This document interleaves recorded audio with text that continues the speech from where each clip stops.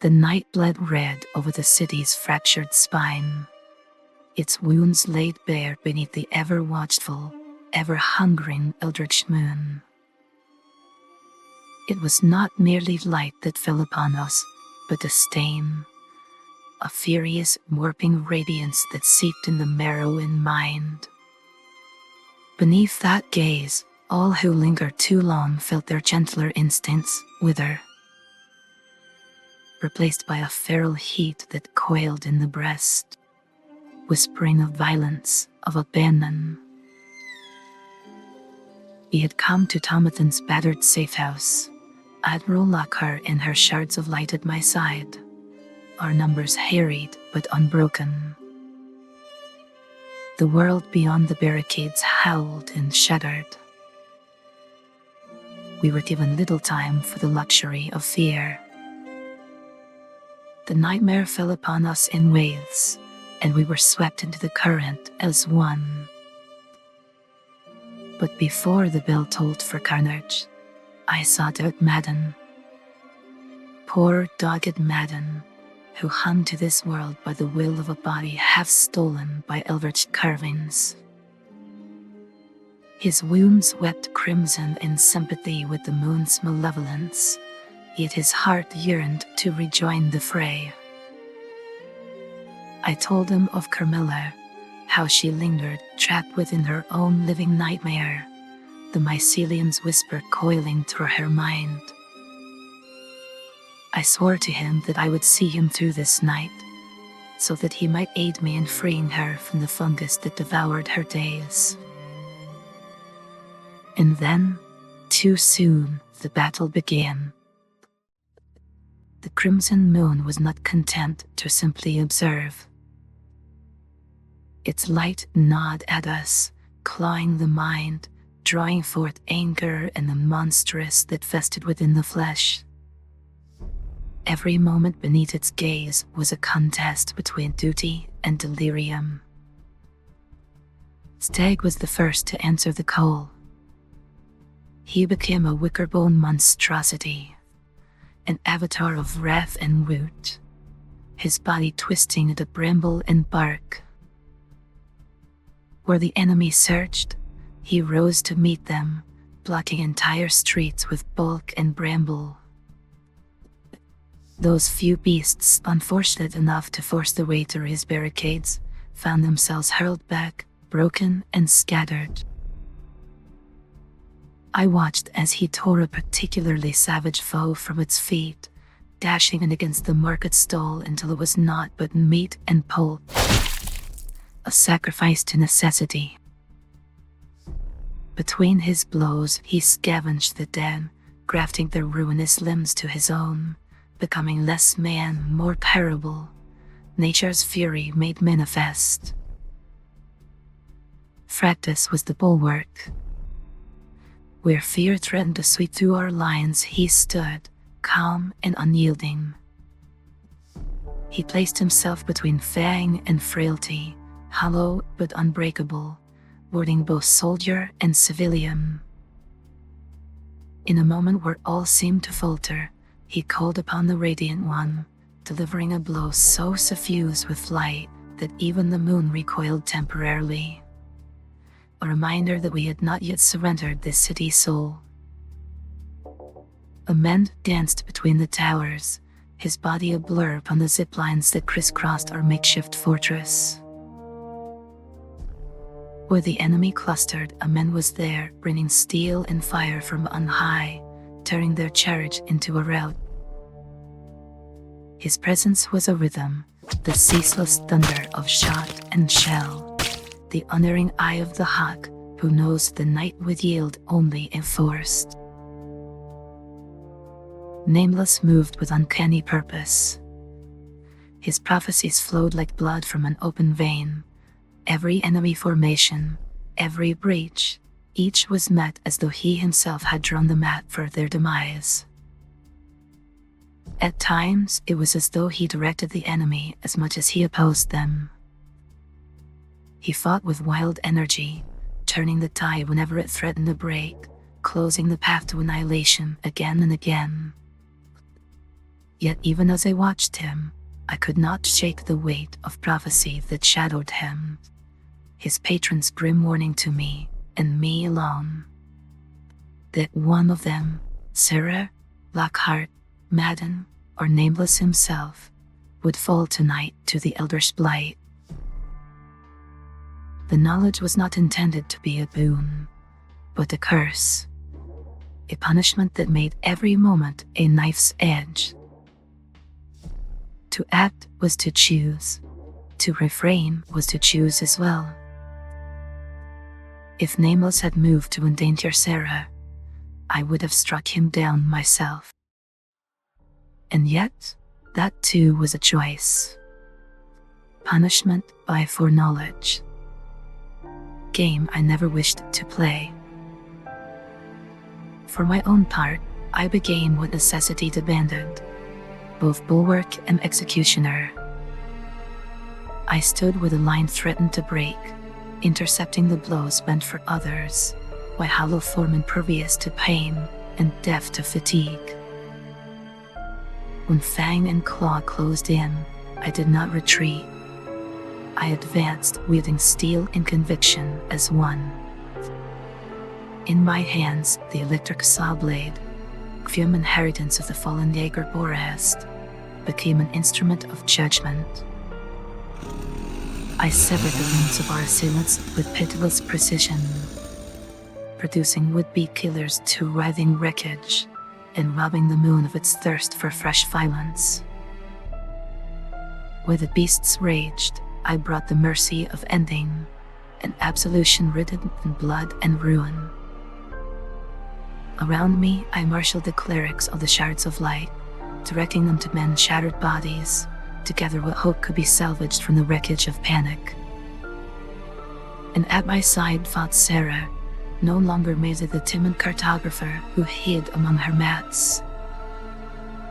Her courage was quiet, but it shone, a candle in the dark. And of Saber, there was no trace. He slipped away into shadow, leaving us only with the silence of his absence. For it was our path that had grown too loud, too scrutinized, a beacon for dangers he could not abide. I can only trust that he yet endures, for while he was not crafted for warmth, he never turned away from it either. Throughout the chaos we found unlikely aid in a stranger. Jameson Coleosama, a spellcaster whose talents proved as eclectic as they were inscrutable. I cannot say what drove one of such peculiar gifts to shelter among the desperate within the chapel, but when necessity called, he emerged, his magic neither familiar nor easily measured. He conjured stone and shattered minds with a flick of a wrist, unweaving the threads of madness where they threatened to ensnare us. Jameson's presence was a fulcrum, restoring balance when reason faltered. He turned the same chaos the Eldritch wrought upon us back upon their ranks, wielding confusion as both armor and blade. For these deeds, we owe him more than mere gratitude, perhaps a wary respect, and most certainly our attention. The night unfurled itself like a fevered tapestry, each thread woven from terror and defiance. The first to test our mettle was a colossal giant, dragging chains that sang with the promise of oblivion. Fractis and Nameless bore the brunt of its fury, the two of them swaying between life and death as the behemoth's blows shook the very stones beneath our feet. It was only through grim coordination and relentless will that we toppled that monster, its fall a brief reprieve into a night that would grant us few mercies. No sooner had its blood cooled than the next horror stepped from within the crimson haze. A Jaeger, twisted by the moon's poison, his armor festooned with the grisly tokens of those he had claimed. While Amend, Nameless, and the others clashed blade and spell with a moon-crazed duelist, Stag and I stood sentinel against the revenant. A spectral judge, his prophecy marked the living for death. The creature's curse was simple and sure. With one blow, it claimed you. With the second, it reached through flesh and bone to seize the very heart from your chest. It tried its grisly bite upon me. Its cold hand thrust through porcelain, seeking the warmth of a human heart. Instead, it found the golden reliquary enshrined in my breast, a fragment of Saint Evelina's bone, untouched by time or sorrow. The revenant faltered, its spectral form frozen by a relic's defiance. In that silent heartbeat, I seized its arm, my grip unyielding, and set the electric saw blade roaring. Steel tore through sinew, severing the revenant's hand from its body. From that moment, its curse was spent, its dread ritual rendered impotent. Meanwhile, the Jaeger raged against us, mine half lost to lunar madness. Nameless's magic attempted to compel him, but not before the Jaeger struck back with a vengeance that nearly spelled doom. When he at last fell, I claimed his scythe, a bitter but useful inheritance. We scarcely had time to steady our breath before the Wendigo descended. An incarnation of hunger and dread, its presence gnawing at the seams of our sanity. It seized Fractis in its jaws, its influence worming into the marrow of our bones. But in that darkest moment, Fractis became the vessel for the Radiant One's fury. Grappled and half swallowed, he called down a smite so pure and blinding that even the Wendigo's nightmare flesh recoiled. Radiant energy erupting and scouring the beast from existence. It was agony answered by annihilation, a hymn of destruction and deliverance. But at the crescendo of carnage, the night delivered its foulest harbinger. Vicar Henry Enander, a name once spoken with reverence, now twisted by the Eldritch, his form long since forsaken for that of an abomination. He skittered into view atop 8 barbed blades, his body a swollen vessel for venom and blasphemy, each limb ending in a blade sharper than sin. His eyes, too many, too knowing, gleamed with a hunger that no sermon could any longer satisfy. Gone was the shepherd's voice. In its place rang only the cacophony of the Eldritch, his words no riddles and threats spun from madness. Every gesture was a desecration, every breath an accusation. Under the sickled moon, Henry was no longer a man, nor even monster, but the very embodiment of despair given purpose and form. It was then that the Scolaire revealed themselves, clad in their various curious attire, half ceremonial, half arcane, faces obscured by mirrored masks and sigils stitched in thread with the color of rust and old vellum. They carried with them strange apparatuses and silvered wands, moving with the calculated urgency of those who traffic in forbidden science. In a flurry of symbols and whispered formula, they encircled Henry, their devices humming with latent power.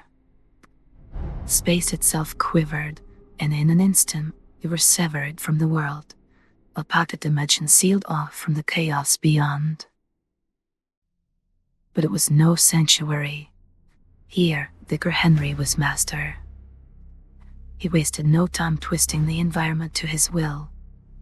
The air grew thick with a stench of rot, and the ground split into 4 quadrants, each edged with shifting runes that glowed with sickly, pulsating light.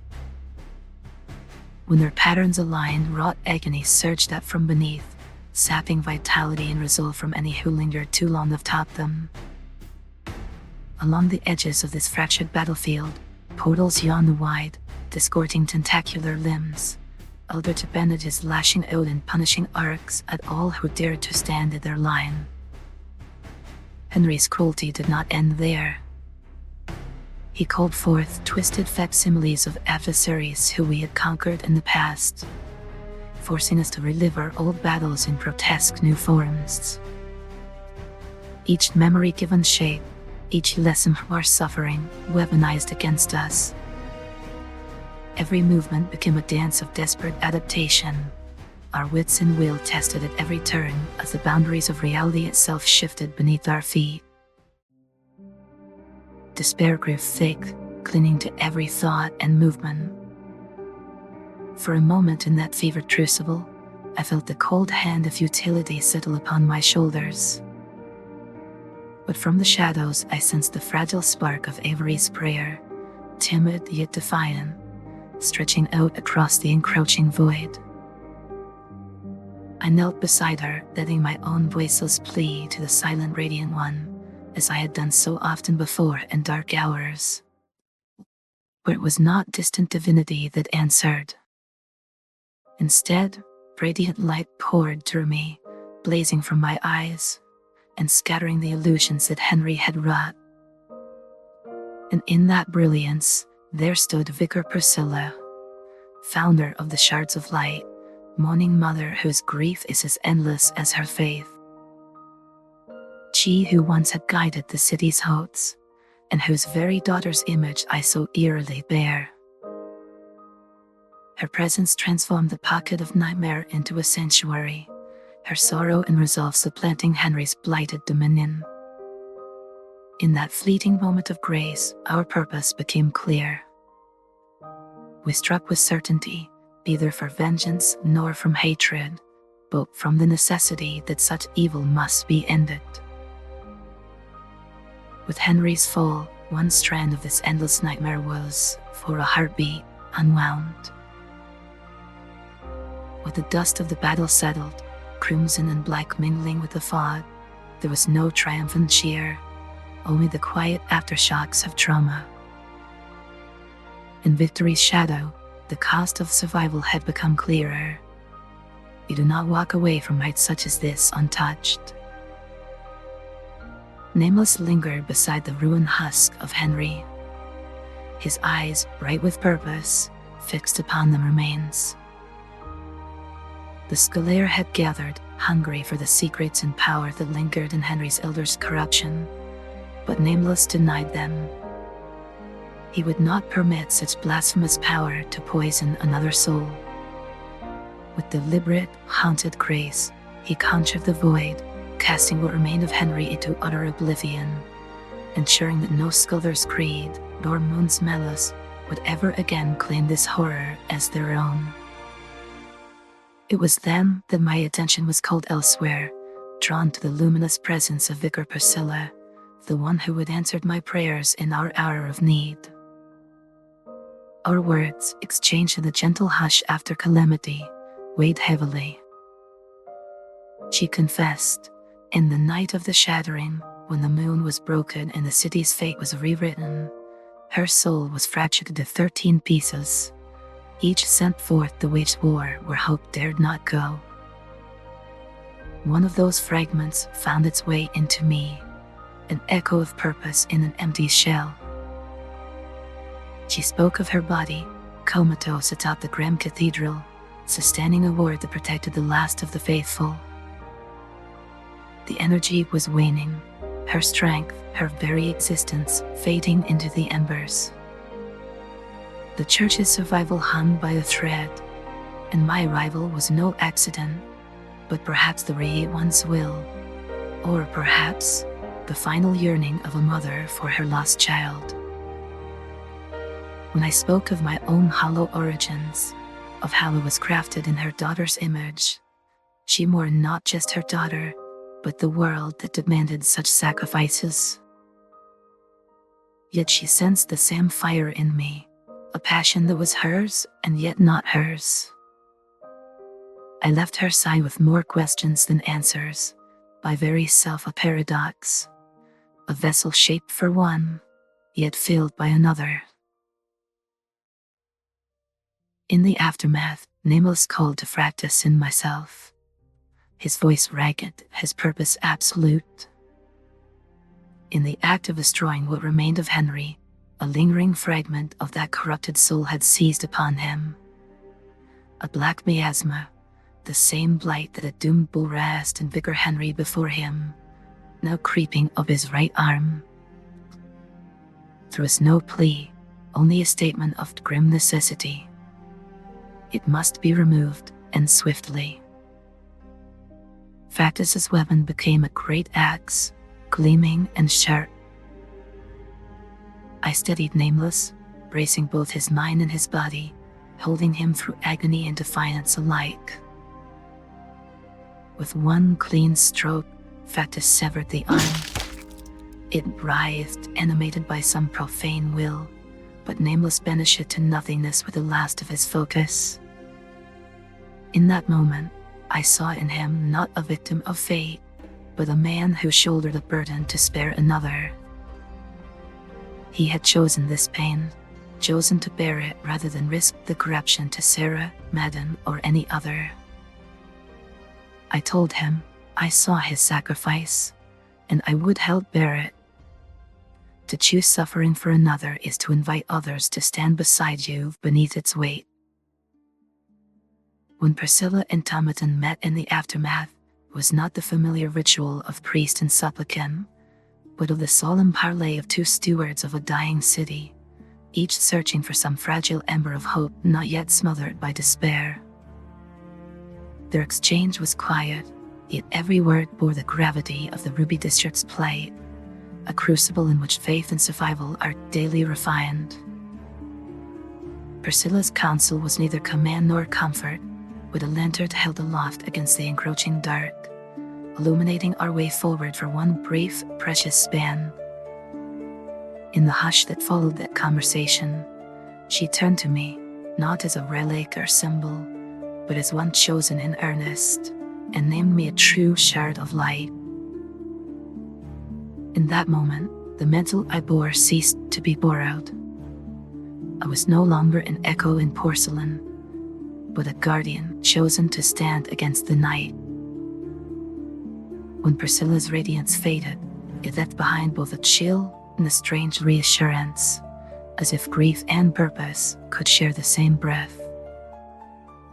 Before our party could take its next uncertain step, the weave of our fates was tugged anew by the introduction of Jameson Coleosama, the quiet spellcaster whose formidable magic had shaped the course of the battle, even from the chapel's shadows. He found me in the aftermath, when the hush between calamities allows for truths to be spoken plainly. I regarded him neither as an ally already earned, nor as a stranger to be rebuffed, but as one cautious sentinel to another, aware that new strengths bring new dangers. I spoke candidly, my words chosen not for comfort, but for clarity. If you would walk alongside us, know that one among us, Nameless, bears little patience for that which reeks of the Eldritch. His ire is not without reason, and he brooks no ambiguity. Jameson met my gaze without flinching, offering assurances with the composure of a man long accustomed to suspicion. He claimed no love for the Eldritch, nor any hunger for the powers that have undone so many. Satisfied, I led him to the others, vouching for his actions in the crucible of the night. For in Luyarnha, trust is forged not by words, but by the fire and shadow of survival.